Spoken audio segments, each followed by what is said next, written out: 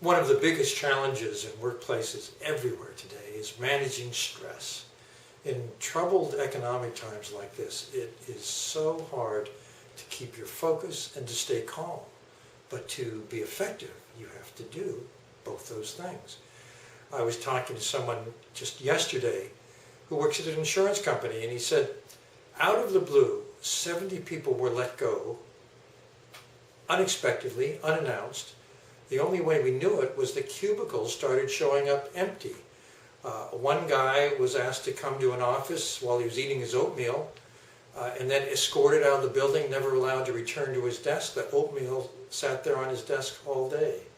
And this friend of mine said it is almost impossible to get your work done under stressful situations like that. You can't help but trying to figure out, well, why were they let go and will I be next?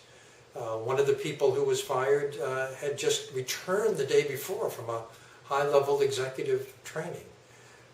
There was no rhyme or reason, no warning, and this is the kind of danger that our brain centers for handling threat rivet upon.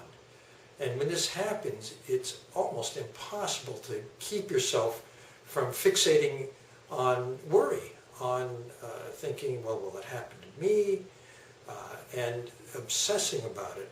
So one thing stress does is to make it very difficult to keep your focus on the job at hand.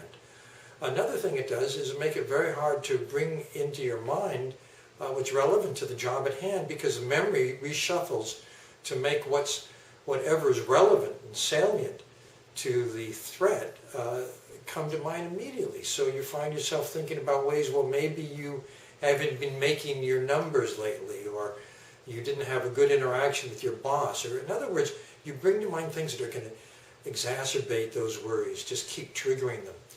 The way to master stress is to find a method that truly calms your body and focuses your attention, and to practice it daily, just the way you would do an aerobic, just swimming or working out at the gym is working your musculature or your aerobic capacity.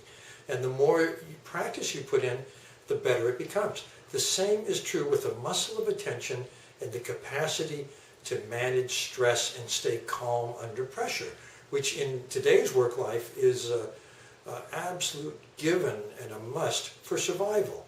I've tried to provide people with some tools that can help them do these things. One is my new book, The Brain and Emotional Intelligence, New Insights, where I explain what's going on in the brain during a stressful situation and how you can manage it better.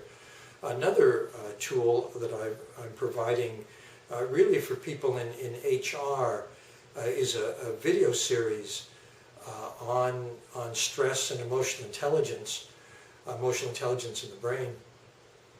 And the third is a set of relaxation exercises that have been proven in studies to actually calm us, to cool down the sympathetic nervous system, which is just secreting stress hormones that make us very upset.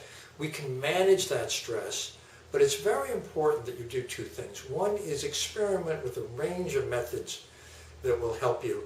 And the second is to pick one you like and practice it daily, not at work, but before you go off to work or on the commute if you can, but every day so that it becomes available to you when you need it the most, when you're under stress.